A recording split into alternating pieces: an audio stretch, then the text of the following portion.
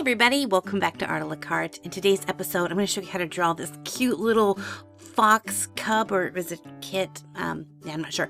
Here are a list of some of the art supplies you might want to have while doing this tutorial with me. So let's get started. The first thing I'm going to go ahead and do is build in the shapes. I love doing this when I draw anything from cartoons to more realistic things. And I'm going to use a basic circle shape for the head. Now, just to give you a little reference, I've drawn this little up and down guideline just to show you where the chest circle is going to be, and then the kind of rump circle, which is slightly smaller than the head circle. So it's not completely straight under there.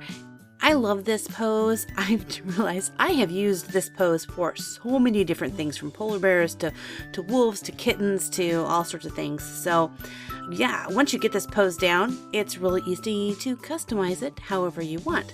On either side of the rump circle, I'm going to draw in two little circles for the back legs, and then in between those two, I'm going to bring the front legs down. Now, a trick with drawing something cute and cuddly is to keep the legs a little bit on the short side. So if you find your front legs are getting a little bit long, kind of try to keep that line short.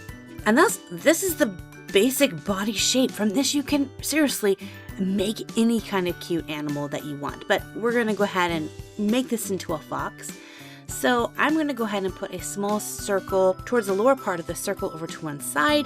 This is for the muzzle, and then I'm going to add in a little oval kind of olive shape for the nose, and then begin to block in where I want this little, is it a kit? I think it's a kit. Baby fox is called a kit.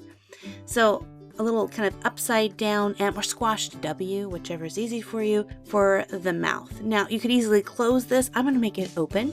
If you want to see a closed mouth, I'm going to leave a link to the playlist at the end of this video so you can check out other versions of this body form that I've done in other animals. It might give you some ideas and other really cute, simple, fun cartoon things to draw.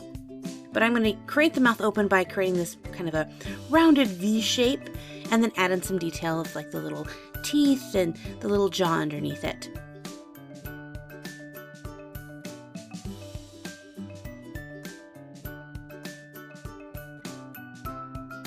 Next part is the eyes, which if you want something to be cute and baby-like, you want to make your eyes really large. So I have over-exaggerated my eye shape right there and kind of pushed up the bottom part so it looks like his cheeks are kind of pushing up as he's smiling, or she. It might be a girl, I don't know, boy or girl. As you guys can see, I am drawing with pencil. I use a color pencil just because I'm weird and I like color pencils, but it's an erasable color pencil, and I highly recommend that you use something that is erasable so that you can erase these lines that you don't need or fix things as we go.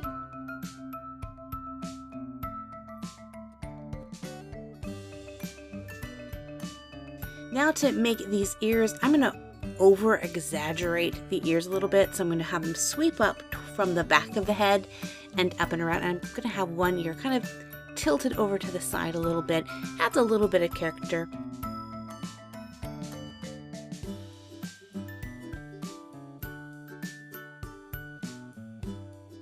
And now I'm going to begin to add in a little bit of ruffles to the fur, kind of little jagged lines, and I don't want them to all be the same, like really sharp jags to those. I want to have a little bit of a twist and a curl to those, having some kind of veer off in one direction and the other kind of makes it a little tousled look.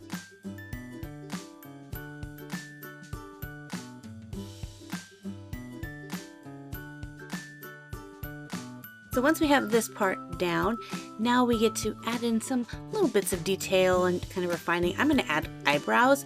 Normally animals don't have eyebrows, but I find eyebrows in cartoon characters adds that little bit of emotion. For the tail, I'm going to actually draw kind of the tail bone line so I get the shape I want to go, and then I can fluff it out as I go. A tip is to make the tail taper out towards the end and get really puffy in the middle and then slightly tapered as it comes in to attach to the wolf. Pretty much the drawing part of this is done, and I know I went really fast. If I went too fast for you, which I'm sure I did, just hit that pause button and you can catch up, or you can rewind to an earlier part in the video so you can draw together. I know drawing on video is hard because I go so fast because I don't want the video to be super long, but it can be challenging if you guys are drawing with me. So hit that pause button if you need me to stay. Now I'm going to move on to the next step, which is inking in. And I know a lot of people ask if they can use like a ballpoint pen to do the inking in, and I recommend not. I use an inking pen, which is kind of like a little felt tip pen, which has a super fine point to it. I will leave a link in the description box below to a place on Amazon where you can purchase several different pens, ranging from just $1 or $2 per pen to kind of more expensive pens. But you're going to find you're going to get a really nice crisp line. You're not going to get globby paint, all that. My tip for inking in, as you can see, I'm going very fast, is to take your time. Don't go as fast as me. So if you want to have me wait for you in this inking in process, hit that pause button, ink in your drawing, and then we'll continue on to the coloring part of this drawing.